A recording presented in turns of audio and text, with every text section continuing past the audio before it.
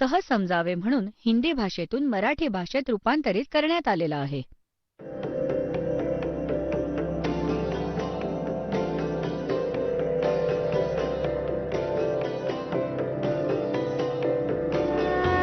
और ज्ञान सब ज्ञानडी कबीर ज्ञान सो ज्ञान और जैसे घोड़ा तोब कायम करता चले मैदान. जगद्गुरु तत्वदर्शी संत रामपालजी महाराजांचे अमृत वचन सर्व पवित्र धर्मांच्या व पवित्र शास्त्रांच्या आधारावर. ब्रह्मलोक रूप दिव्य आकाशात स्थित आहे. पुण्यात्म्यांनो, या शंकराचार्यांचं ज्ञान कुठं गेलं? ते म्हणतात हा जीवच ब्रह्म आहे आणि देवी म्हणते सर्व पूजा सोडून द्या. विष्णूला समजावतीये आणि आचार्य शंकराचार्य पुजताहेत विष्णू नारायणाला. विष्णू म्हणतो मी दुर्गेपेक्षा श्रेष्ठ ओळखत नाही. हिमालयाला ज्ञान देते आहे. श्री दुर्गा म्हणतीये की केवळ एकमात्र त्या ब्रह्मला पूजा. त्याचं ओम नाव आहे, नथिंग एल्स. आणि तो कुठे राहतो ब्रह्मलोकात? मग तुम्ही तिकडे पोचाल. त्याच्याकडे पोचलात तर तुमचं कल्याण होईल. ती म्हणते ब्रह्मची पूजा करा. आता ब्रह्म स्वतः काय सांगतो श्रीमद भगवद्गीतेत? श्रीमद भगवद्गीता अध्याय नंबर 8 हे बघा. श्रीमद भगवद्गीता जयदयाल गोयंका याचे अनुवादक आहेत. अध्याय नंबर 8 श्लोक नंबर 13 मध्ये तुम्हाला दाखवतो. हे काय सांगितलंय 13व्या श्लोकात? ओम इति एकाक्षरम ब्रह्म व्याहरन मामनुस्मरन यः प्रयाति त्यजन्देहम स याति परमाम गतिम. माझं ब्रह्मचं केवळ ओम हे एक अक्षर आहे, जे उच्चारण करून स्मरण करताना या प्रयाती त्यजन्देहम जो शरीर सोडून जातो, हे स्मरण करत करत सयाती परमाम गती. जो ओम पासून मिळत असलेली ही ओम ओम हा त्यांचा अनुवाद आहे. हा एक अक्षररूप ब्रह्मचे उच्चारण करत करत अक्षररूप ब्रह्मचं नाही. हे ते म्हणतात माम ब्रह्म, माझं ब्रह्म केवळ एक ओम अक्षर आहे, नथिंग एल्स. हे चिंतन करत शरीर त्याग करतो तो पुरुष परमगतीला प्राप्त होतो, म्हणजे ओम पासून मिळणारी जी परमगती आहे. हे ओम आणि यांनी ज्या ओमला असं लिहिलंय अनुवादात ओम ओम, हे समजा नाही तर ते समजा. आता तर तो हे म्हणतो की साधना करायची स्वब्रह्मची, तर माझा एक ओम मंत्र आहे. मग यांनी 17व्या अध्यायाच्या 23व्या श्लोकात सांगितले की सच्चिदानंद घनब्रह्म, त्या सच्चिदानंद घनब्रह्मची साधना करण्याने तुला पूर्ण मोक्ष मिळेल आणि मग तिथे पोचून जाशील जिथे गेल्यावर साधक परतून कधी जगात येत नाही. आपल्या स्थितीला गीता ज्ञानदाता म्हणतो की माझी स्थिती तर नाशवंत आहे, मी पण जन्ममृत्यूच्या अधीन आहे आणि तू पण अर्जुना. हे बघा अध्याय नंबर 2चा आता श्लोक नंबर 12 बघा. अध्याय नंबर 2 आणि श्लोक नंबर 12. मी तर असाच आहे की मी कोणत्या काळात नव्हतो वा तू नव्हतास, अथवा हे राजलोक नव्हते, आणि असंही नाही की यापुढे आपण सगळे नसणार आहोत. हे झालं स्पष्ट की गीता ज्ञानदाता म्हणतोय मला पण जन्ममृत्यू आहे, आधी पण नव्हते, मी व तू पुढे पण असणार आहे.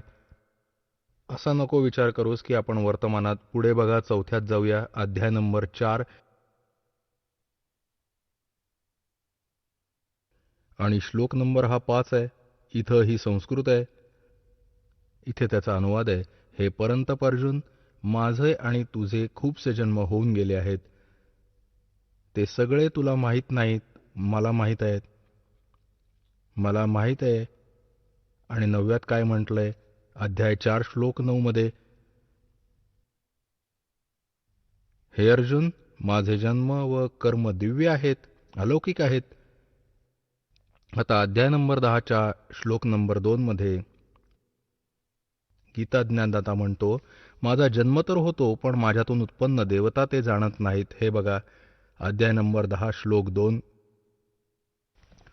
माझ्या उत्पत्तीला गीता ज्ञानदाता म्हणतो माझ्या उत्पत्तीला लीलेने प्रकट होण्याला न देवता जाणतात, न महर्षी जाणतात, कारण मी सर्व प्रकारच्या देवतांचं व महर्षींचं आदी कारण आहे.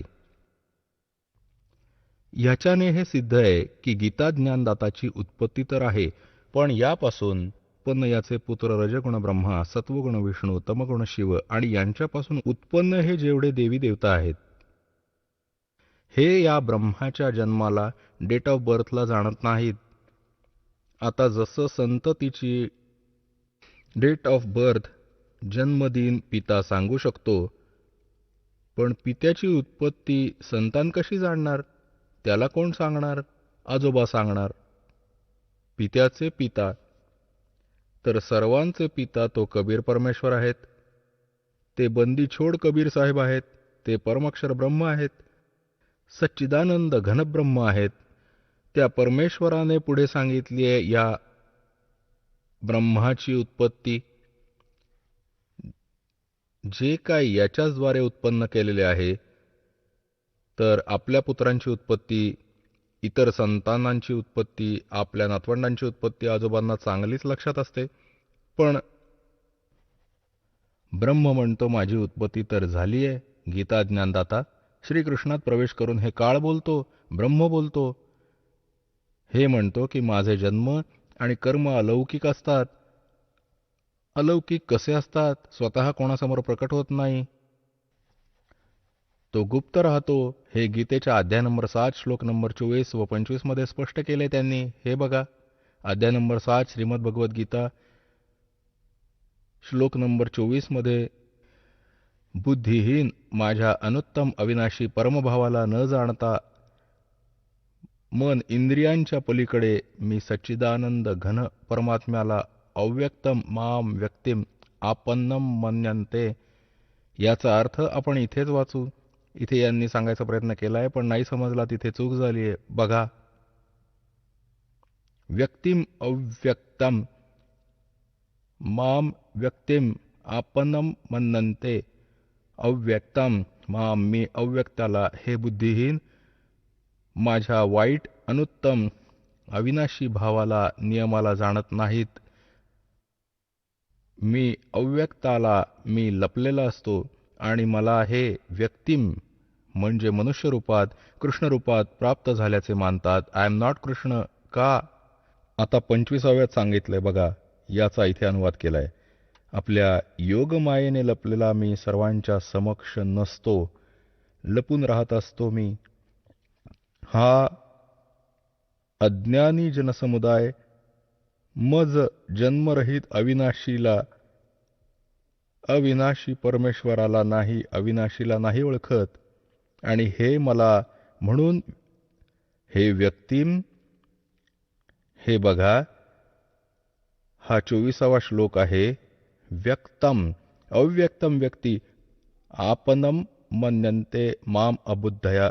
हे बघा, बुद्धिहीन व्यक्ती मला मज अव्यक्ताला, कारण मी माझ्या योगमायेने लपून राहत असतो, हे मला व्यक्तिम म्हणजे मनुष्य रूपात म्हणजे श्रीकृष्ण रूपात, आपनम म्हणजे आलेला प्राप्त झालेला मानत असतात. हे मला अव्यक्ताला म्हणजे मला लपलेल्याला, मला मनुष्यासारखा जन्म घेणारा श्रीकृष्णाप्रमाणे मानत असतात. I am not Krishna. कारण कृष्णाने हे तर कसं सांगितलं, त्यांनी तर जन्म घेतला होता, त्याची आई आहे, वडील आहेत. श्रीराम रूपात तोच विष्णू झाला, त्याचा जन्म झाला. तर इथे सांगण्याचा अर्थ हा आहे की हा काय सांगतोय की माझे कर्म अलौकिक आहेत आणि जन्म अलौकिक आहेत. कसं? जसं कृष्णात प्रवेश करून सारा अनर्थ जुलूम करून टाकला याने, आणि कळलं पण नाही कोणी केला, आणि नाव श्रीकृष्णाचं आलं की यांनी महाभारताचं युद्ध करवलं. खरं तर कृष्ण नको म्हणत होता, 3 वेळा शांतिदूत बनून गेला. शेवटी हा पण निर्णय घेतला की मी युद्ध पण नाही करणार. मग तो सल्ला काय युद्ध करायचा देऊ शकेल? नेव्हर. हा काळ अशी अडवणूक करतो. हा म्हणतो की माझा जन्म आणि कर्म दिव्य आहेत.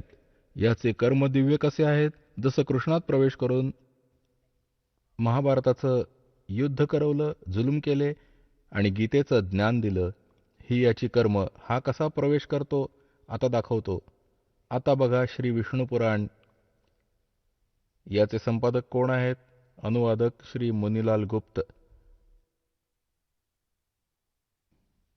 हे कुठून मुद्रित आणि प्रकाशित आहे? गीता प्रेस, गोरखपूर, गोविंद भवन कार्यालय, कलकत्ता संस्थान. हे याचे फोन व फॅक्स नंबर आहेत. हे बघा, या चतुर्थ अंश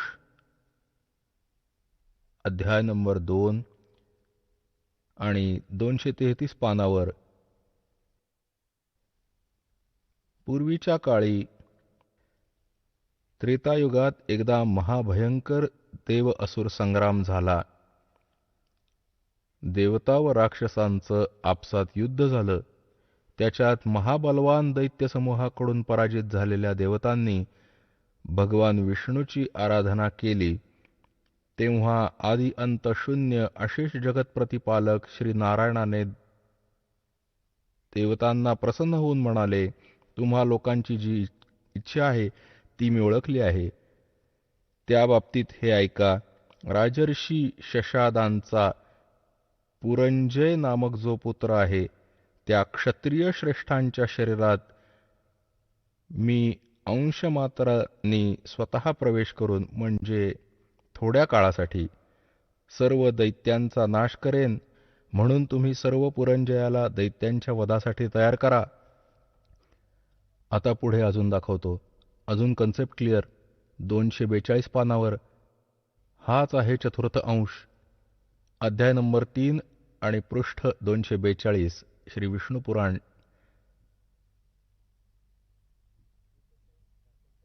तिसरा अध्याय. पूर्वीच्या काळी रसातळात 6 कोटी गंधर्व राहत होते.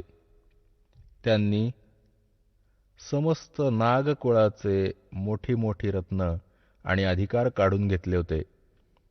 गंधर्वाच्या पराक्रमाने अपमानित त्या नागेश्वरांद्वारा स्तुती केल्यानंतर त्याचे श्रवण करून त्या ज्याचं कमळासारखे नयन उघडले आहेत, निद्रेच्या शेवटी जाग आलेल्या जलशायी भगवान सर्व देवेश्वराला प्रणाम करून त्या नागगणांनी म्हटले, भगवन, या गंधर्वांमुळे उत्पन्न झालेली आमची भीती कशा प्रकारे नष्ट होईल? तेव्हा आदि अंतरहित भगवान पुरुषोत्तम म्हणाले, युवनाश्वाचा पुत्र मांधाताचा हा जो पुरकुत्स नावाचा पुत्र आहे, त्याच्यात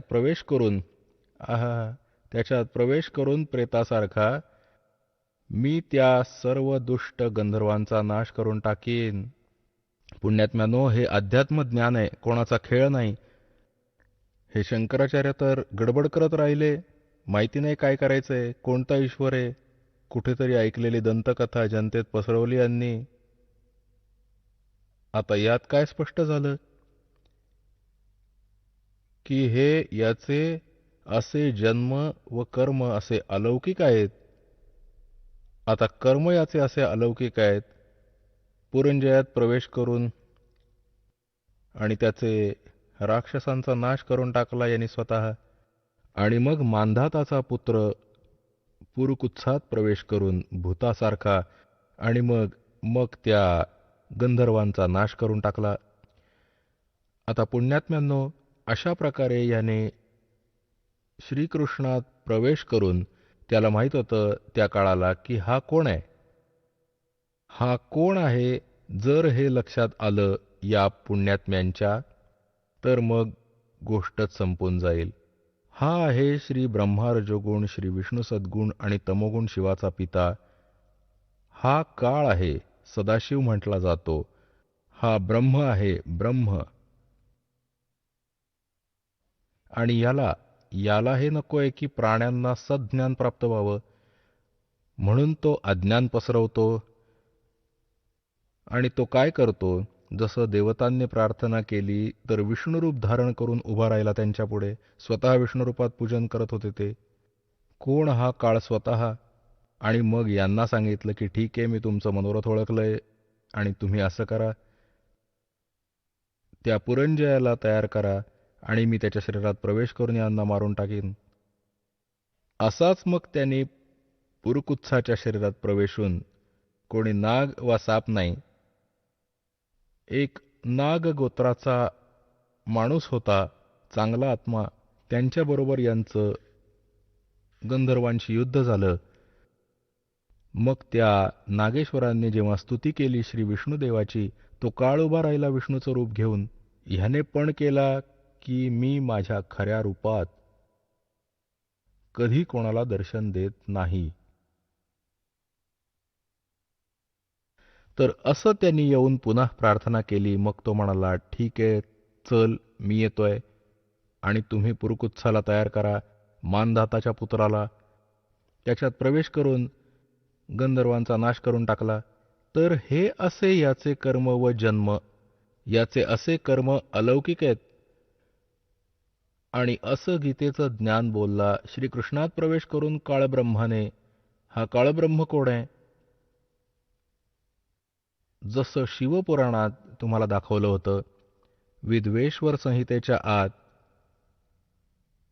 की एकदा ब्रह्मा आणि विष्णूचं युद्ध झालं आपसात. ब्रह्मा म्हणाला मी भगवान, मी तुझा पिता.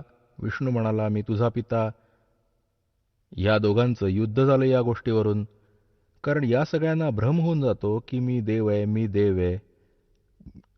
आता ही गोष्ट कशी बिघडते बघा. जसं ऋषी लोक साधना करतात, समाधीस्थ होतात, अनेक वर्ष बसलेले असतात, कोणाला तरी हा विष्णुरूपात दर्शन देऊन टाकतो. मग तो साधक उठून जातो आणि जाऊन विष्णुदेव, जो सत्वगुण देवता, जो त्याच्यासमोर असतो, त्याच्याविषयी म्हणतो की हे भगवान आहेत. स्वतः विष्णू हेच सर्व सृष्टीचे करतात, 3 रूप घेऊन असं करतात. सर्व स्थिती उत्पत्ती हेच स्वतः करतात. मी समाधी अवस्थेत बघितलं होतं, हाच देव आहे, मला दर्शन दिलंय त्यांनी. अरे दर्शन दिलं तो हा ब्रह्मकाळ. विष्णूला भ्रम झाला की आय एम गॉड. अशाच प्रकारे कोणाला याने ब्रह्माच्या रूपात दर्शन देऊन टाकलं. त्याने ब्रह्माचं गुणगान केलं की हा पूर्ण परमात्मा आहे. ह्यानं लपवलं होतं स्वतःला. तर हे ब्रह्म हजारोंनी शेकड्यांनी त्याचे समर्थक होऊन गेले, जसे विष्णूचे झाले. या दोघांना भ्रम झाला. ब्रह्माला भ्रम झाला की मी उत्पत्ती करतो, सर्व काही मीच उत्पन्न केलंय. याच भ्रमामुळे यांनी आपसात युद्ध केलं. तेव्हा त्यांच्यामध्ये एक स्तंभ ठेवला, एक पिलर, तेजोमय स्तंभ उभा ठेवला. ज्यांचं युद्ध तर थांबलं, त्याचा शोध घेऊ लागले, किती खाली वर आडवा उभा आहे. ते असफल झाले. मग तो स्वतः येऊन प्रकट झाला शिवाचं रूप धारण करून. आपल्या पुत्रांचं थोडी झलक दाखवली पाहिजे, नाही तर तुम्ही विचलित व्हाल. इथे जास्त नाही दाखवणार, थोडी झलक दाखवू, तुम्ही समंजस आहात. बघा, हे शिवमहापुराण आहे, हिंदी टिपांसहित. भाग 1 श्री शिव महापुराण. श्री शिवमहापुराण आहे हे. आणि हे आहेत विद्यावारिधी पंडित ज्वालाप्रसादजी मिश्रकृत, हिंदी टिपांसहित. याच्यात संस्कृत पण आहे. आणि हे खेमराज श्रीकृष्णदास प्रकाशन, मुंबई इथून प्रकाशित आहे. मुद्रक आणि प्रकाशक आहेत खेमराज श्रीकृष्णदास, अध्यक्ष श्री व्यंकटेश्वर प्रेस, खेमराज श्रीकृष्णदास मार्ग, मुंबई. आता हे बघा, याच्या 11व्या पानावरून सुरू करू आपण. विद्वेश्वर संहिता शिवपुराण. विद्वेश्वर संहिता भाग 1 अध्याय 6. नंदिकेश्वर म्हणाला, हे योगेंद्रा, पुढे एक काळ विष्णू भगवान शेषशय्येवर आपल्या गरुडादी सेवकांनी युक्त लक्ष्मीसहित शयन करत होते. त्यावेळी ब्रह्मज्ञानींमध्ये श्रेष्ठ ब्रह्माजी आपण स्वतःहूनच तिथे आले आणि सर्व प्रकारे सुंदर अशा शय्येवर शयन करणाऱ्या कमलनयन विष्णुदेवाला प्रश्न विचारू लागले. आता ब्रह्मज्ञानी, कसला ब्रह्मज्ञानी? बघा, ब्रह्मज्ञानी त्यांनी विचारलं, तू कोण आहेस जो गर्विष्ठ पुरुषासारखा शयन करत राहिला आहेस? हे वत्सा, उठ, बघ, मी तुझा स्वामी आलो आहे. आलेल्या गुरुला बघून जो गर्व करू लागतो त्या द्रोही मूर्खाला प्रायश्चित्त मिळणं उचित आहे. हे ऐकून तर विष्णूला मनात राग आला, पण वरवर शांत राहिला आणि म्हणाला, हे वत्स, हे बाळा. विष्णू म्हणाला ब्रह्माला, हे बाळा, तुझं कल्याण हो. बस या आसनावर विराजमान हो. यावेळी तुझा डोळा कुटील आणि मुख वक्र का होत आहे, तोंड वाकडं का करतोस तू? ब्रह्मा म्हणाले, वत्स विष्णू, बाळ विष्णू, तुला काळाच्या प्रभावामुळे गर्व झाला आहे. हे मुला, हे बाळा, ब्रह्मा विष्णूला संबोधित करतोय, हे पुत्र, मी तुझा रक्षक आणि जगताचा पितामह आहे. विष्णू म्हणाला, हे जग तर माझ्यात स्थित आहे. तू चोरासारखं कसं आपलं आहे म्हणतोस? तू माझ्या नाभिकमळातून उत्पन्न झाला आहेस आणि अशाने माझा पुत्र आहेस. मला पुत्र म्हणणं वृथा आहे. नंदिकेश्वर म्हणाले, अशा प्रकारे ब्रह्मा विष्णू दोघंही रजोगुणाची बाधा होऊन विवाद करू लागले. तेव्हा सर्व देवता विमानात बसले त्या महाअद्भुत युद्धाला बघायला आले आणि आकाशात त्यांच्यावर फुलं उधळू लागले. वा रे वा देवता, हे आमचे देव. देवता म्हणजे चांगले आत्मे. जर दोन व्यक्ती भांडण करतायत तर काय कर्तव्य आहे एका सज्जन माणसाचं? त्यानं समजावावं, शांत करावं, वेगळं करावं, काही हानी न होवो. आमच्या देवता काय काम करतायत तर फुलं टाकत आहेत. शाबास, खूप छान काम करताय तुम्ही. हे लढून मारायला तयार आहेत आणि देवतावरून पुष्पवृष्टी करतायत. हा आहे आमचा इतिहास, जो वाचून वाचून आपण बैरे झालो आहोत, ऐकून ऐकून. आता हे तर असे देव आहेत. अशी बुद्धी असते त्या देवांना आणि शंकराचार्य आपल्याला पूजा करायला सांगतात व स्वतःही पूजा करतात. हे तर एक 4थी-5वीतली मुलं भांडतात ना. मग शिक्षक विचारतात की का भांडताय? ह्यानी त्याचा गळा पकडून ठेवलाय, त्यांनी याचा. हा म्हणतो, हा माझा बाप आहे. तो म्हणला, नाही सर, तो आधी म्हणाला की मी तुझा बाप आहे म्हणून. आणि भांडाभांडी. हे आपल्या देवाची चरित्र आणि जे तुमच्या समक्ष इतिहासात. आता जेव्हा हे दोघं भांडत होते, मध्ये स्तंभ उभा करून दिला. हा काळ असेच करतो की आपसात लढून मरतील. तुझं काम अपूर्ण राहील. मग त्यांनी त्यांना ज्ञान द्यायला सुरुवात केली. शंकर आपला पुत्र शिवाच्या रूपात आला. कधी हा विष्णुरूप धारण करतो बघा, याचा पुरावा तुम्हाला दाखवतो. मी वाचतोय विद्वेश्वर संहिता. याच्या 17व्या पानावर संक्षिप्त सार बघा. हे बघा, आता 17व्या पानावर आलोय आपण. जास्त नाही वाचणार. जास्त हवं तर वाचू शकता तुम्ही. हे घेऊन याला. विद्वेश्वर संहिता भाग 1 अध्याय 9 मध्ये. आता नंदिकेश्वर म्हणाला, अशा प्रकारे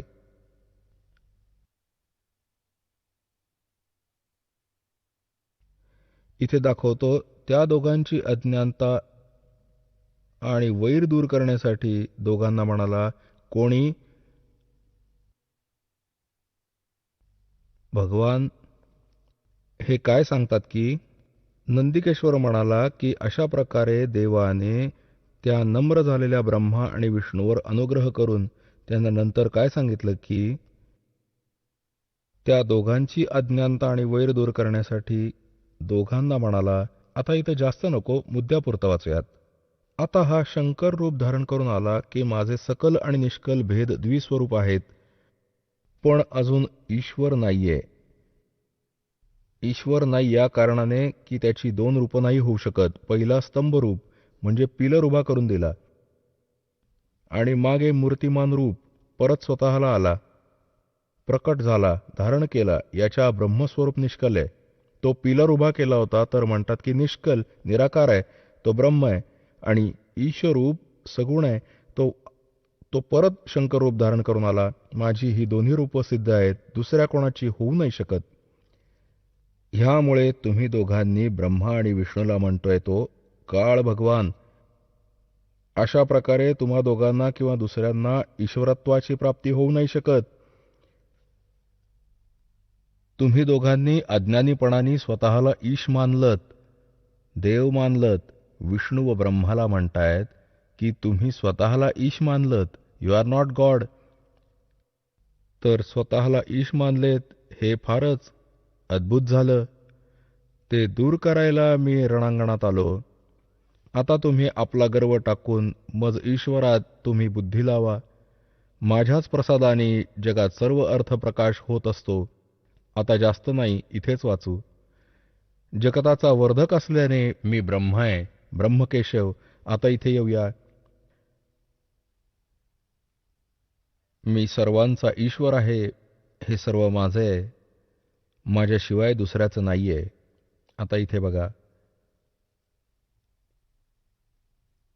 आता आपण 18 पानावर वाचूया. 18 वर. विद्येश्वर संहिता भाग 1 अध्याय 10 हा 9वा अध्याय इथे समाप्त झाला.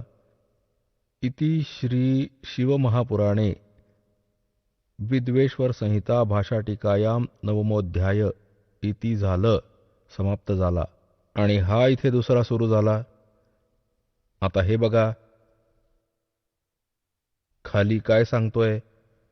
हे पुत्रांनो, हे कृत्य आपण तपाने प्राप्त केले आहे. कोणतं कृत्य? ब्रह्मा आणि विष्णूला म्हणतोय की हे पुत्रांनो, हे कृत्य आपण तपाने प्राप्त केलं आहे, ज्याला सृष्टीची उत्पत्ती आणि पालन म्हटलं जातं. म्हणून मी प्रसन्न होऊन तुम्हाला दिलंय. याच प्रकारे दुसरे 2 कृत्य रुद्र आणि महेशला प्रदान केलं आहेत. हे 4 झाले. ब्रह्मा व विष्णू आणि रुद्र व महेश. आणि 5वा हा बोलला तो कोण? तो काळरूपी ब्रह्म आहे.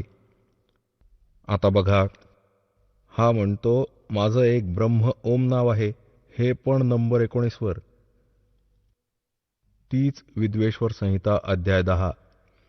या कारणाने त्या ज्ञानाच्या सिद्धीनिमित्त ओंकार नामक मंत्र जप करा. हा गर्व दूर करणारा आहे. इतर निज मंत्र उपदेश करतात. हा ओंकार माझ्या मुखातून उत्पन्न होण्याने माझ्याच रूपाचा बोधक आहे आणि महामंगल करणारा आहे. तो वाचक आहे, मी वाच्य आहे. हा मंत्र माझा आत्मा आहे. त्याच्या स्मरणाने माझं स्मरण होतं. उत्तरेकडून मुखातून अकार, पश्चिमेच्या मुखातून उकार, दक्षिणेच्या मुखातून मकार आणि पूर्वेच्या मुखातून बिंदू, मध्येच्या मुखातून नाद उत्पन्न झाला. अशा प्रकारे हे मध्ये संस्कृत आहे. अशा प्रकारे 5 प्रकारे तो निर्गत झाला. तो सगळा एक होऊन ओम असा एकाक्षर होऊन जातो. आता स्पष्ट झाला की हा ओम अक्षर ह्या सर्वांचं एक होऊन ओम असा एकाक्षर होऊन जातो. आता आपल्याला श्रीमद भगवद्गीता अध्याय नंबर 8 चा श्लोक नंबर 13 मध्ये दाखवलं होतं. ओम इति एकाक्षरम ब्रह्मव्याहरन माम अनुस्मरन यः प्रयाति तेजंदेहम सयाति परमाम गतिम.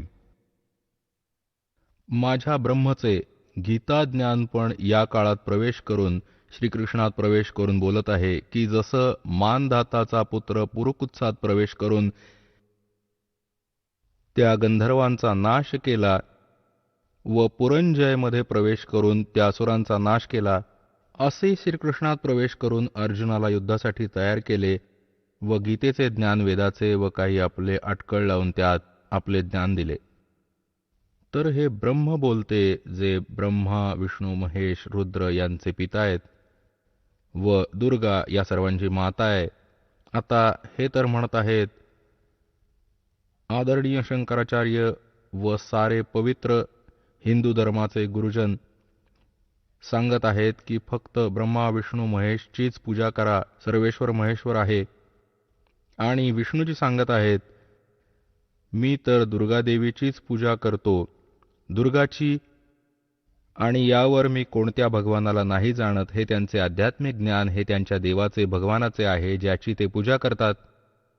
दुर्गा सांगत आहे हिमालयाला श्रीदेवी पुराणात 7व्या स्कंदात 562व्या पानावर की फक्त त्या ब्रह्माची पूजा करा, बाकी सगळ्या गोष्टी सोडून द्या. त्याचे ओम नाव आहे. ओम नावाच्या जपाने त्याची प्राप्ती होईल, त्या ब्रह्मला मिळवाल जो ब्रह्मलोकात राहतो. आणि तो ब्रह्म काय म्हणतो की माझं तर एक ओम अक्षर आहे आणि त्याची साधना केल्याने ओमने होणारी जी परमगती आहे ती प्राप्त होऊन जाईल. कुठे जाणार? ब्रह्मलोकात. ब्रह्मलोकात गेलेले प्राणी पण पुन्हा पुनरावर्तीमध्ये गीता अध्याय 8च्या श्लोक क्रमांक 16 मध्ये लिहिले आहे बघा. आता तर तुम्ही अध्याय नंबर 8चा आणि श्लोक नंबर 13 वाचला होता. पहिले तर तो बघू. ओम इति एकाक्षरम ब्रह्म व्याहरन् मामनुस्मरन् यः प्रयाति त्यजन् देहं सयाति परमां गतिम्. ओम एक अक्षर माझ्या ब्रह्मचं, केवळ हे एक अक्षर ओम आहे. ओमचा अनुवाद त्यांनी असा केला आहे. असा लिहा, एकच गोष्ट आहे.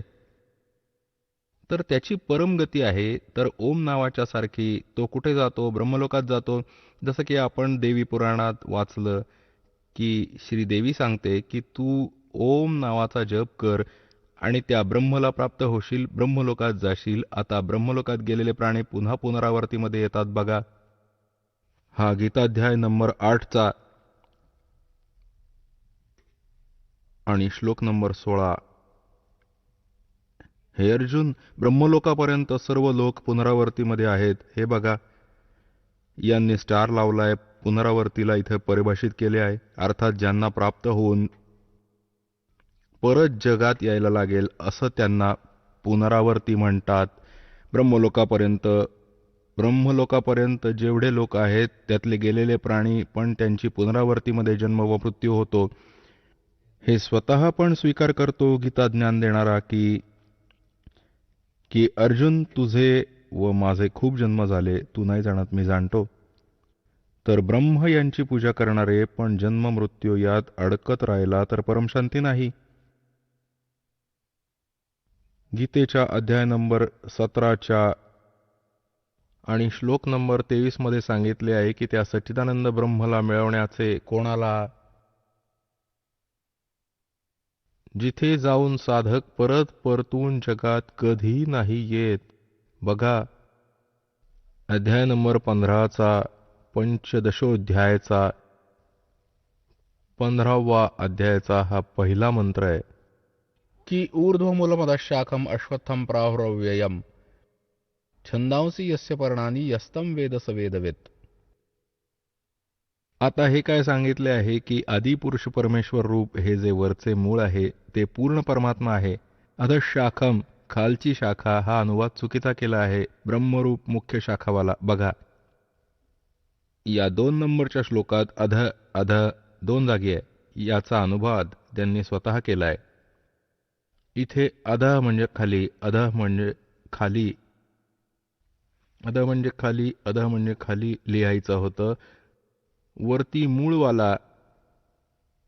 मूळवाला आदिपुरुष परमेश्वर तर समजा की उलट्या लटकलेल्या संसाररूपी जगाचे मूळ आहे आणि खाली शाखा आहे हे समजा. इकडे संकेत आहे हा.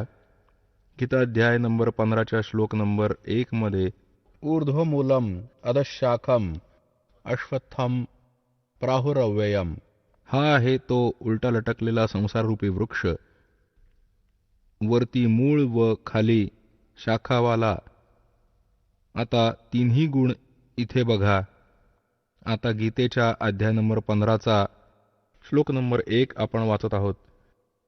याचा अर्थ आहे जो वरती मूळ खाली शाखा.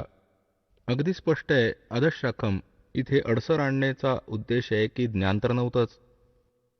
संसाररूपी पिंपळाच्या झाडाला अविनाशी म्हणतात. वेद ज्याची पानं सांगितली आहेत अशा संसाररूपी वृक्षाला जो पुरुष मूळसहित तत्वाने जाणतो स वेदवेद, तो वेदाच्या तात्पर्याला जाणणारे आहेत. अर्थात तो तत्वदर्शी संत आहे.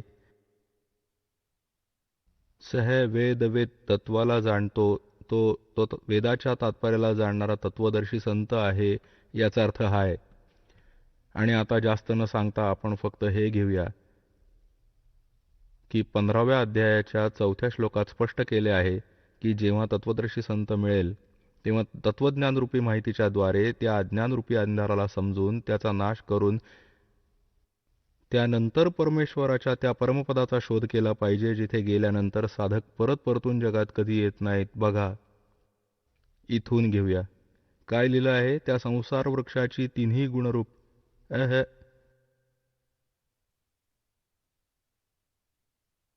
विषय प्रवाला शाखा तिन्ही गुणरूपवाली समजा. विषय वासनाची त्याची शाखा खाली व वरती पसरलेली आहेत. मनुष्यलोकात कर्माप्रमाणे बांधणारी मुख्य कारणे ही आहेत जी खाली व वरती लोकात पसरली आहेत. वरती स्वर्गलोकात, खाली पाताळ लोकात, पृथ्वी लोकावर ज्ञान तर बोललं जातंय. आता हे तिन्ही गुणरूपी शाखा आहेत. तीन गुण काय आहेत? रजगुण ब्रह्मा, सद्गुण विष्णू, तमगुण शिवजी. बघा मार्कंडेय पुराण. प्रकाशक व मुद्रक गीता प्रेस, गोरखपूर, गोविंद भवन कार्यालय, कोलकाता संस्थान. हे त्यांचे फॅक्स व फोन नंबर आहेत. त्याच्या 123व्या पानावर बघा, हे संक्षिप्त मार्कंडेय पुराण 122च्या खाली यासोबत 123 आहे. आता मार्कंडेयजी म्हणाले, मुनी आता इथे जाऊ त्याच्या समोर. या प्रकारे स्वयंभू परमात्म्याच्या 3 अवस्था आहेत. रजगुणप्रधान ब्रह्मा, तमगुणप्रधान रुद्र, सत्वगुणप्रधान विश्वपालक श्री विष्णू आहेत. याच 3 देवता आहेत आणि हीच 3 गुण आहेत. याचा अर्थ लक्षात आला? समजदाराला इशाराच खूप होतो. आता परत वाचूया या पवित्र श्रीमद भगवद्गीता अध्याय नंबर 15च्या श्लोक नंबर 1-2च्या पुढे तर वाचलं आपण. आता 2ला बघू. अध्याय नंबर 15 श्रीमद भगवद्गीता नंबर 2 मध्ये काय सांगितलंय की या संसार वृक्षाचे तिन्ही गुण रजगुण ब्रह्म, सत्वगुण विष्णू, तमगुण शिवजी रूपी शाखा परमेश्वर कबीरजींनी येऊन सांगितलं होतं की जो संत संसार रूपी वृक्षाच्या सर्व विभागांना भिन्न भिन्न सांगतो, सवेदवेद, तो तत्वदर्शी संत आहे. कबीर परमेश्वरने 600 वर्षापूर्वी सांगितलं होतं. अक्षर पुरुष एक पेड़ है, निरंजन म्हणजे सर पुरुष वा की डार, और तीनों देवा शाखा है, ये पात रूप संसार है. हय हय. हे जे सांगितलं ते होते भगवान, जे तत्वदर्शी संताची भूमिका करण्यासाठी येतातच येतात. ते ज्ञान तेच समजावतात. तर हे सांगितलं की तिन्ही गुण रजगुण ब्रह्मा, सत्गुण विष्णू, तमगुण शिवजी हे मूळ तर पूर्ण परमात्मा स्वतः परम अक्षर ब्रह्म कबीरदेव कबीर साहेब आहेत. हे कबीर साहेब आहेत आणि अक्षर पुरुष हे खोड आहे. अक्षर पुरुष ही फांदी आहे. याचे 3 पुत्र आहेत, रजगुण ब्रह्मा, सद्गुण विष्णू, तमगुण शिवजी. या शाखा आहेत व पातरूपी हे सर्व तिन्ही लोकातील प्राणी आहेत. आता आपला पवित्र श्रीमद भगवद्गीता जसा पवित्र सद्ग्रंथ समजू शकाल. आत्तापर्यंत यांनी अज्ञानी बनवलं होतं.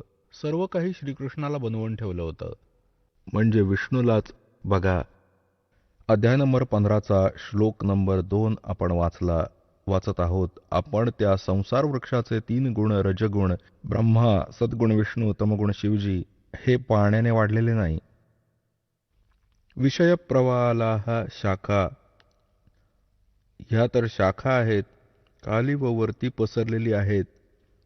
म्हणजे तिन्ही लोकांवर, पाताळलोक, पृथ्वीलोक व स्वर्गलोकवर यात भगवानांचे अधिपत्य आहे. एक एक गुणाचा एक एक विभाग मंत्री आहे आणि कर्मानुसार बांधणारी ते मुख्य कारण म्हणजे मुख्य मुळे म्हणजे ही आम्हाला आबाद ठेवतात, बांधून ठेवतात.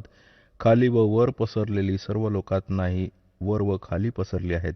आता तिसऱ्यात गीता ज्ञानदाता सांगतो की या संसाराचे स्वरूप जसं सांगितलं आहे तसं इथं विचार काळात नाही मिळवलं जात. आता काय सांगतो हा गीता ज्ञानदाता? जे तुझे व माझे डिस्कशन चालू आहे, या गीतेच्या ज्ञानात मी या पूर्ण ब्रह्मांडाच्या सर्व संसार रूपे वृक्षाची म्हणजे सर्व ब्रह्मांडाची माहिती नाही ठेवत. मला याच्या आदी व अंताच्या स्थितीचे कोणतेही ज्ञान नाही. याने हे सिद्ध झालं की गीता ज्ञानदाता जो आहे हा सर्जन करता नाही, ब्रह्मांडाचा रचणारा नाहीये. तो कोणी अजून भगवान आहे ज्याने सर्व ब्रह्मांड रचले. बघा 15व्या अध्यायाचा 3रा हा काय सांगतो? या संसार वृक्षाचे स्वरूप जसं सांगितले आहे, जसे इथे विचार काळात तुझ्या माझ्या डिस्कशनमध्ये गीतेच्या ज्ञानात नाही मिळाला जात, कारण नाही याचा आदी आहे ना याचा अंत, म्हणजे मला याच्या आदी अंताचे कोणतेही ज्ञान नाही. गीता ज्ञानदाता सांगतात न याची चांगल्या प्रकारची स्थिती आहे. यामुळे या सुविरूढ मूलम मूळ कोण आहे? परमाक्षर ब्रह्म. वरचे लोक ते तर अविनाशी आहेत, शुद्ध अतिदृढ आहेत, आणि खालचे अतिदृढ मूळवाले अश्वत्थम या पिंपळाच्या वृक्षाला, संसाररूपी वृक्षाला, दृढेन दृढ असंग शस्त्रेण, वैराग्यरूप नाही, तत्वज्ञानरूपी शस्त्रद्वारा कापून, अर्थात त्या तत्वज्ञानाने तत्वदर्शी संत मिळाल्यानंतर त्याला नीट समजून आता 15वा अध्यायाच्या 4 याच्या नंतर त्या परमपदरूप परमेश्वराला नीटरित्या शोधलं पाहिजे. ज्यात गेलेले पुरुष म्हणजे साधक परत परतून या जगात नाही आहेत, आणि ज्या परमेश्वराशी पुरातन संसार वृक्षाची प्रवृत्ती विस्ताराला प्राप्त झाली आहे, अर्थात ज्या परमात्म्याने सर्व संसार रूपी वृक्षाची रचना केली आहे, साऱ्या ब्रह्मांडाची रचना केली आहे, त्या आदिपुरुष नारायणाला मी शरण आहे. आद्यम पुरुषम. त्या आदिपुरुष म्हणजे गीता ज्ञानदातापेक्षा दुसरा आहे, त्याला शरण आहे. या प्रकारे दृढनिश्चय करून त्या परमेश्वराची प्रपद्ये म्हणजे पूजा केली पाहिजे. हे तर आपले अटकळे जसे हे करतात, ध्यान करून प्रपद्ये म्हणजे त्याची पूजा केली पाहिजे. गीता ज्ञानदाता सांगतो, कोणी दुसरा आहे तो पूज्य. पुण्यात्म्यांनो, सकाळच्या सत्संगात विषय होता की 3 परमात्मा मुख्य रूपात, 3 पुरुष, क्षर पुरुष, अक्षर पुरुष आणि परमाक्षर पुरुष. तर इथे जो परमाक्षर पुरुष आहे, आपण त्याच्याकडे संकेत करत आहोत की तो आहे, तो पूज्य आहे. तो कोण आहे? तो कबीर भगवान आहे. कबीर देव आहे, ज्यांनी 600 वर्षापूर्वी येऊन ती लीला केली होती, जे वेद सांगतात आणि आपल्या सद्ग्रंथात विद्यमान आहेत. आता या विषयाला जास्त न वाढवून दास त्या प्रसंगावर येत आहे की गीता ज्ञानदाता तर सांगतो की त्या परम अक्षर ब्रह्मची पूजा करा. त्या तत्वदर्शी संताकडे जा, जसं 4थ्या अध्यायाच्या 34व्या श्लोकात सांगितलंय. अध्याय नंबर 4 चा आपण श्लोक नंबर 32 वाचूया. हा 32 या प्रकारे म्हणजे 25 पासून 31 पर्यंत या प्रकारे आणि बऱ्याच प्रकारचे यज्ञ म्हणजे धार्मिक अनुष्ठान ची माहिती ब्रह्मणे मुखे म्हणजे इथे चुकीच्या केलंय वेदाची वाणी. बघा 17व्या अध्यायाच्या 23व्या श्लोकात स्वतः ब्रह्मणे म्हणजे हे बघा अध्याय नंबर 17चा आणि श्लोक नंबर 23. यात काय सांगितलंय? ओम तत्सत इति निर्देशः ब्रह्मणः त्रिविध स्मृतः अह ब्राह्मणा तेन वेदाः च यज्ञाः च विहिताः पुरा. आता इथे ओम ओम तत् तत् सत सत हे 2 सांकेतिक शब्द आहेत. दास सांगेल. इति हे आहे 3 प्रकारचा सच्चिदानंद घन ब्रह्म. ब्रह्मणे म्हणजे सच्चिदानंद घन ब्रह्माचे नाव सांगितलंय. इथे ब्रह्मण म्हणजे सच्चिदानंद घन ब्रह्म हा गीता ज्ञानदात्यापेक्षा वेगळा आहे. तर इथे यांनी 4थ्या अध्यायाच्या 32व्या श्लोकात सांगून ठेवलंय, हा ब्रह्मणे शब्द आहे. ब्रह्मण मुखे एवं बहुविधा या प्रकारे खूप प्रकारचे यज्ञाः म्हणजे धार्मिक अनुष्ठान, वितताः म्हणजे विस्तारपूर्वक, ब्रह्मणे मुख्य म्हणजे सच्चिदानंद घन ब्रह्माकडून आपल्या मुखकमलातून बोलले गेले ते तत्वज्ञान आहे. या प्रकारे बऱ्याच प्रकारचे यज्ञ म्हणजे धार्मिक अनुष्ठानाची माहिती इथे लिहायचं होतं. सच्चिदानंद घन ब्रह्माच्या वाणीत, कबीर वाणीत विस्ताराने सांगितले आहे. त्या सर्वांना तू कर्म जाण, जसं पण होणारं जाण, या प्रकारे तत्वाने जाणून तू त्यांच्या अनुष्ठानद्वारा, त्या साधनेद्वारा, कर्मबंधाने तू सर्वथा मुक्त होशील. आता इथे बघा 4थ्या अध्यायाच्या 34व्या श्लोकात यांनी सांगितले आहे. 4थ्या अध्यायाच्या 34व्या श्लोकात यांनी सांगितले आहे, गीता ज्ञानदाताने त्या ज्ञानाला, ते तत्वज्ञान आहे जे सच्चिदानंद घन ब्रह्माने आपल्या तोंडाने सांगितले आहे. ती कबीरवाणी ते तत्वज्ञान आहे. त्या ज्ञानाला तू तत्वदर्शी ज्ञानियांकडे जाऊन तू समज. त्यांना नीटपणे दंडवत प्रणाम करण्याने, त्यांची सेवा करण्याने आणि कपट सोडून सरळतापूर्वक प्रश्न करण्याने ते परमात्मा तत्वाला नीटपणे जाणणारे तत्वदर्शिनः म्हणजे तत्वदर्शी संत, ज्ञानी महात्मा तुला तत्वज्ञानाचा उपदेश करतील. गीता अध्याय नंबर 17च्या श्लोक नंबर 23 मध्ये गीता ज्ञानदाता सांगतो, त्या सच्चिदानंद घनब्रह्माला मिळवण्याचा मंत्र ओम तत्सत ही त्याची साधना आहे. आणि तत्वदर्शी संत सांगेल, ओम तर त्यांनी सांगूनच टाकलाय, सार्वजनिक आहे. तत्व सत सांकेतिक आहेत, त्यांना माहीत नाही. त्यासाठी तत्वदर्शी संतांवर सोडलेलं आहे, ते या दासाला माहीत आहे. परमात्म्याने सांगितलंय, तर या तिन्हीचा जप करण्याने मोक्ष होईल, पूर्ण परमात्मा प्राप्ती होईल, जिथे गेल्यानंतर साधक परतून कधी जगामध्ये नाही येत. 18व्या अध्यायाच्या 62व्या श्लोकात सांगितले की अर्जुन, तू सर्व भावांनी त्या परमेश्वराला शरण जा. हे बघा, श्रीमद भगवद्गीता अध्याय 18 आणि श्लोक 62 मध्ये सांगितलंय की अर्जुन हे भारत, सर्व प्रकारांनी त्या परमेश्वराला शरण जा. त्या परमात्म्याच्या कृपेनेच तू परमशांतीला, सनातन परमस्थानाला प्राप्त होशील.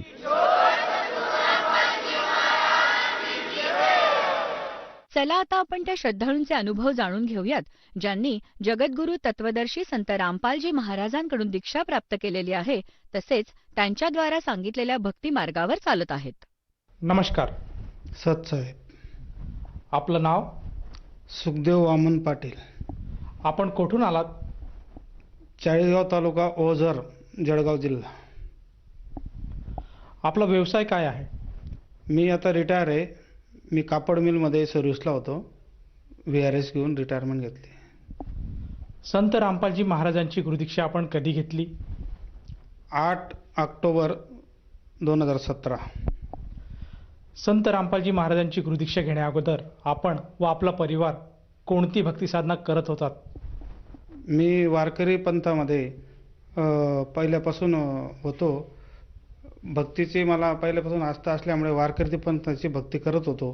पंढरपूरला जाणे, जवळजवळ पंढरपूरला आम्ही वारकरी पंथाची भक्ती करत होतो. पंढरपूरला जाणे, पंढरपूरच्या 7 वाऱ्या करत असताना आम्ही रस्त्याने चालत असताना 15-20 किलोमीटर चालत असताना आमचे पायाला फोड यायचे, पाय सुजून जायचे. रात्रभर परत आराम केला की दुसऱ्या दिवशी परत चालत जायचो. सकाळी परत चालावं लागत होतं. आणि असं करत करत आम्ही 7 वाऱ्या केल्या. आणि 7 वाऱ्या केल्यानंतर परत घरी आल्यानंतर भक्तीमध्ये आम्ही त्या पांडुरंगाची भक्ती करायचो रात्रदिवस. माझा पूर्ण परिवार आणि माझा भक्तीचा पिंड असल्यामुळे घरी येऊन आमच्याकडे वार्षिक सप्ताह असायचा. त्या सप्त्यामध्ये मी स्वतः त्याचं नियोजन करायचो. वर्षामध्ये 1 सप्ताह कीर्तनी सप्ताह असायचा, त्याचं नियोजन आणि सर्व कीर्तनकार महाराजांची देखभाल आपल्या घरीच असायची. आला कोणी महाराज की आपल्या घरीच मुक्काम करायचे, त्यांची सेवा करायची. त्यांच्याकडून त्यांचे काय जे असेल सर्व सेवा करू आणि कार्यक्रम नियोजित करून त्यांचं नियोजन करणं, कार्यक्रमाला महाराजांना बोलवणं, ज्ञान करणं, या सर्व गोष्टी आपण करत होतो. आणि त्याच्यानंतर भागवत सप्ताह वर्षातून एकदा 1 महिन्याचा आम्ही लावत होतो भागवत सप्ताह. त्यासाठी आम्ही बाहेरचे महाराज बोलवायचो. 1 महिना त्या महाराजांचं सर्व नियोजन माझ्याकडे असायचं. ही भक्ती चालू होती आमची. सर, जसं तुम्ही सांगत आहात की आपण वारकरी समुदायाशी निगडीत होतात आणि वारकरी समुदायामध्ये जी भक्ती साधना असते तीच भक्ती साधना किंवा तीच भक्तिविधी आपण करत होतात. आपण वेगवेगळ्या प्रकारचे महाराजांना बोलवून त्यांची व्याख्याने, त्याचप्रमाणे त्यांचे कीर्तन याचे कार्यक्रम आपण आयोजित करत होतात आणि अशा प्रकारे आपली भक्ती साधना चालू होती. तर मला असं विचारायचं आहे की संत रामपालजी महाराजांची हे जे ज्ञान आहे किंवा हा संत रामपालजींचा मार्ग आहे, हा आपल्याला कसा कळाला आणि आपण या मार्गात कसे जुडले गेले? आमच्या शेजाऱ्याचं घराचं बांधकाम चालू होतं. घरचं काम पूर्ण झाल्यानंतर चाळीसगावला जो सत्संग आला संत रामपालजी महाराजांचा सत्संग होता चाळीसगावला आणि त्या सत्संगचं पॉम्पलेट घेऊन ते कॉन्ट्रॅक्टर त्या मालकाकडे आले ज्यांनी नवीन घर बांधलं होतं आणि त्यांना ते पॉम्पलेट दिलं. त्याच्या बाजूलाच आमचं घर होतं शेजारी. मी पण दिसलो त्यांना आणि त्यांनी माझ्या हातात पण ते पॉम्पलेट दिलं आणि सांगितलं की भगतजी तुम्ही या कार्यक्रमाला या, 3 दिवसाचा कार्यक्रम आहे चाळीसगावला आणि तो अटेंड करा. मी त्यांना सांगितलं की ठीक आहे, मी कार्यक्रम अटेंड करतो. त्यांनी मला पुस्तक देण्याचा प्रयत्न केला. पुस्तक घ्या भगतजी, वाचा आणि कार्यक्रमाला या. 6, 7, 8 3 दिवस कार्यक्रम होता.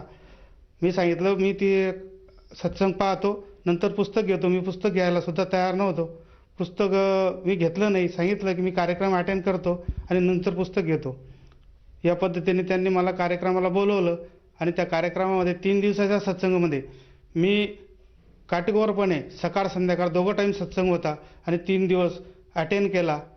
आणि त्या 3 दिवस शेवटच्या दिवशी जेव्हा ते सर्व 3 दिवसाच्या सत्संगमध्ये मी पाहिलं सृष्टी रचना आणि सर्व देवदेवतांची उत्पत्ती, देवापासून कसे निर्माण झाले हे सर्व विश्व, हे सर्व पाहिल्यानंतर माझ्या लक्षात आलं. कारण मी अगोदरच भक्तीत होतो आणि लक्षात आल्यानंतर मी त्या क्षणी त्या 3ऱ्या दिवशी संध्याकाळी 8 वाजता निर्णय घेतला आणि त्यांनी त्या ठिकाणी नामदानाची व्यवस्था होती आणि त्याच ठिकाणी ही भक्ती मला माहिती पडली आणि त्याच ठिकाणी मी गुरुजींचं नामदान घेतलं.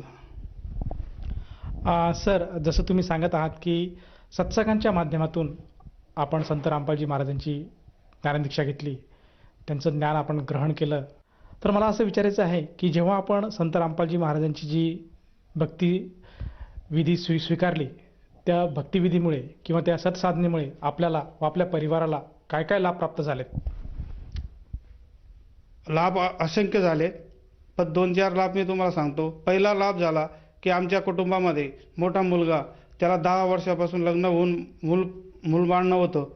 आम्ही इतरत्र खूप दवाखाने वगैरे करून थकलो होतो आणि शेवटी ही भक्ती मिळाल्यानंतर मी गुरुजींना एक अरदास लावली की भगवंता, जर तुम्ही खरंच भगवंत आहेत तर माझ्या घरात, मी 10 वर्षापासून मुलबाळासाठी आम्ही फिरतोय, आमचा खूप खर्च पण झाला, 2-3 लाख रुपये खर्च झाले होते आणि आमच्या घरात जर तुम्ही मला या मुलाच्या मार्फत नातू दिला तर मी खरोखरच अजून माझी भक्ती दृढ करेल आणि या भक्तीमध्ये पूर्णपणे वाहून घेईल. आणि ही अरदास लावल्यानंतर भगवंतांनी 12 महिन्यामध्येच त्या मुलाला, आमच्या सुनबाईला मुलगा झाला आणि अतिशय चांगल्या प्रकारचा मुलगा, आज तो 2.5 वर्षाचा आहे. हे सर्व भगवंताची कृपा झाली. सर, जसं तुम्ही सांगत आहात की संत रामपालजी महाराजांना प्रार्थना केल्यामुळे आणि त्यांची सद्भक्ती केल्यामुळे आज आपल्याला नातवाचं सुख प्राप्त झालं, तर या व्यतिरिक्त आणखीन आपल्याला काही लाभ प्राप्त झालात का? त्या नातूलाच एक असा लाभ झाला की तो जन्माच्या येण्याच्या अगोदर 8 दिवसापूर्वी डॉक्टरांनी त्याची सोनोग्राफी केली होती आणि सोनोग्राफीमध्ये सांगितलं होतं याच्या किडनीला प्रॉब्लेम आहे, याच्या किडनीला सूज आलेली आहे, काहीतरी प्रॉब्लेम मोठा आहे आणि आपण आता या गर्भामध्ये याचा ट्रीटमेंट करता येणार नाही, तर आपण जन्माला आल्यानंतर याची ट्रीटमेंट करू, असं सांगून डॉक्टरांनी आमच्या सुनबाईला सांगितलं. आणि सुनबाई घरी आली आणि मला सांगितलं की दादा असा असा प्रॉब्लेम डॉक्टरांनी सांगितला. तो प्रॉब्लेम ऐकल्यानंतर मी गुरुजींपुढे अरदास लावली आणि गुरुजींना सांगितलं, गुरुजी, हा जो काय तुम्ही मुलगा मुलगी जे काय पाठवणार आहात त्याला एकदम अतिशय निरोगी आणि चांगलं पाठवा, त्याला कुठलाच आजाराने पाठवू नका. एवढे अरदास लावून गुरुजींनी माझं म्हणणं ऐकलं आणि असं जन्म झाल्यानंतर तो मुलगा एकदम सुदृढ आला जन्माला. त्याची 3 दिवसानंतर सोनोग्राफी केली, त्याचा किडनीचा रिपोर्ट एकदम चांगला आला आणि डॉक्टरांनी मला बोलून घेतलं की साहेब, तुम्हाला मी ट्रीटमेंट करायची नाही सांगितली होती, याची कोणती ट्रीटमेंट केली की याचा रिपोर्ट चांगला आहे. तर डॉक्टरांना मी सांगितलं, डॉक्टर साहेब, डॉक्टरी ट्रीटमेंट तुमची बरोबर आहे, पण आमची ट्रीटमेंट वैयक्तिक वेगळी आहे. आमचे गुरुजी संत रामपालजी महाराज यांना मी अरदास लावून सांगितलं होतं की याचे सर्व काय आजार असतील जन्मात येताना बाहेरच त्याला चांगलं निरोगी पाठवा. असे अरदास लावल्यानंतर गुरुजींनी त्याला असं या स्थितीत पाठवलेलं आहे. ही आमची भक्तीची कमाई आहे आणि ही भक्ती रामपालजी महाराजांच्या आशीर्वादाने सर्व फळीत होते, असं मी डॉक्टरांना सांगितल्यानंतर डॉक्टरसुद्धा चकित झाले, पण ते हसलेसुद्धा. आणि मी सांगितलं, ठीक आहे डॉक्टर साहेब, त्याचा रिपोर्ट चांगला आला, गुरुजींची कृपा आहे आणि आमच्या सर्व घरात अगदी आनंद निर्माण झाला. मी अजून तुम्हाला एक अनुभव सांगायचा राहून गेला माझा महत्त्वाचा स्वतःचा. माझा अनुभव असा होता की मागच्या ऑगस्ट महिन्यामध्ये मला कोरोना झाला होता. मी चाळीसगावच्या MD डॉक्टरकडे 8 दिवस ॲडमिट होतो. तिथे मला निमोनिया झाला. त्यांनी सांगितलं निमोनिया झाला आहे आणि निमोनिया झाल्यानंतर त्यांनी ट्रीटमेंट दिली. 8 दिवसामध्ये 5-25 हजार रुपये खर्च झाले आणि माझी तब्येत थोडीशी जास्त बिघडल्यामुळे मी नाशिकला गेलो आर्मी हॉस्पिटलला. तिथे डॉक्टर अवेलेबल नसल्यामुळे मला परत यावं लागलं, कारण आर्मी हॉस्पिटलला माझा मुलगा आर्मीमध्ये असल्यामुळे मला तो दवाखाना फ्री होता. आणि मग मुलांनी फोन केला की तुम्ही कुठे जाऊ नका, पुण्याला जा कमांड हॉस्पिटलला. आणि मला गाडीमध्ये टाकून मला बसता येत नव्हतं. मी झोपून गेलो गाडीमध्ये. अशा परिस्थितीमध्ये माझी शेवटची परिस्थिती होती. गाडी आमची घरून निघताना गल्लीतले 5-25 लोक जमा झाले की आता माणूस शेवट जातोय बा, काही परत येणार नाही, या हिशोबाने सर्व लोक गल्लीतले जमा झाले. आणि माझी गाडी ती पुण्याला गेली. 4 वाजता निघाली. रात्री 10:30-11ला ती पुण्याला पोहोचली त्या हॉस्पिटलमध्ये. आणि हॉस्पिटलमध्ये गेल्या गेल्या त्या डॉक्टरने मला ट्रीटमेंट सुरू केली. आणि ट्रीटमेंट सुरू केल्यानंतर 3 दिवसामध्ये तिसऱ्या दिवशी सकाळी 5 वाजता गुरुजींच्या स्वरूपात गुरुजींचं मला समोर 5 वाजता गुरुजी स्वप्नात दिसले मला. आणि गुरुजींनी सांगितलं बेटा घबरना नाही, हम तुम्हारे साथ है. असं बोलल्यानंतर गुरुजी तिथून गायब झाले. मी उठून बसलो आणि गुरुजींनी मला जे दर्शन दिलं होतं ते माझ्या डोळ्यासमोर फिरत होतं. आणि त्या तिसऱ्या दिवसापासून मी दवाखान्यात फिरायला लागलो. आणि नंतर त्यांनी मला 12 दिवस ठेवलं. 12 दिवसानंतर माझे सर्व रिपोर्ट निगेटिव्ह आले. आणि निगेटिव्ह आल्यानंतर मी चांगला होऊन मुलगा मला गाडी घेऊन आला आणि मला घेऊन गेला घरी डिस्चार्ज दिल्यानंतर. आज मी भगवंताचा ऋणी आहे की अशा शेवटच्या प्रसंगातून भगवंतानी मला आज इथपर्यंत आज आपल्यासमोर उभं केलं आहे. तर खरोखर मित्र हो, तुम्ही जिथे आहात तिथे तुम्ही तुमची भक्ती करतच आहात. पण एक वेळेस रामपालजी महाराजांच्या या भक्तीमध्ये तुम्ही या आणि तुमचं सर्व आमच्यासारखं जीवनाचं कल्याण करून घ्या, हेच मी सांगू शकतो. सर, जसं तुम्ही सांगत आहात की संत रामपालजी महाराजांच्या भक्तीमुळे आज आपण करोनासारख्या भयंकर आजारातून अतिशय साध्या प्रकारे मुक्त झाले आणि आज आपण सुदृढ असं आयुष्य जगत आहात. तर मला असं विचारायचं आहे की या अनुषंगाने जर एखादा साधक किंवा जे श्रोतावर्ग आज आपल्याला बघत आहेत त्याला संत रामपालजी महाराजांची गुरुदीक्षा घ्यावयाची असेल तर तो व्यक्ती संत रामपालजी महाराजांची गुरुदीक्षा कशी घेऊ शकेल? आज संत रामपालजी महाराजांचे TV वर अनेक चॅनलवर सत्संग येत असतात.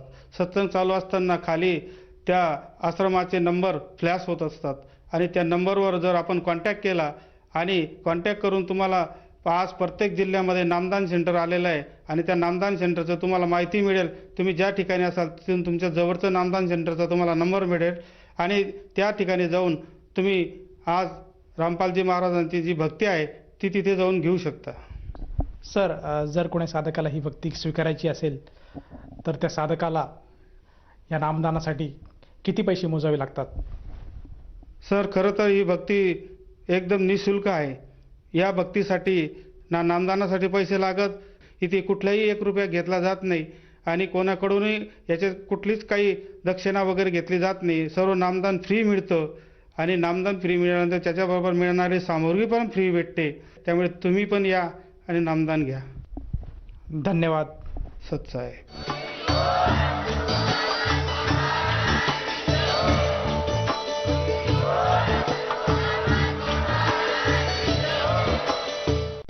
आपण ऐकत होता जगद्गुरु तत्वदर्शी संत रामपालजी महाराजांचे मंगल प्रवचन. निःशुल्क नामदीक्षा प्राप्त करण्यासाठी आणि अधिक माहितीसाठी संपर्क करा 7030303951 7030303952. आमची वेबसाईट आहे www.jagadgururampalji.org.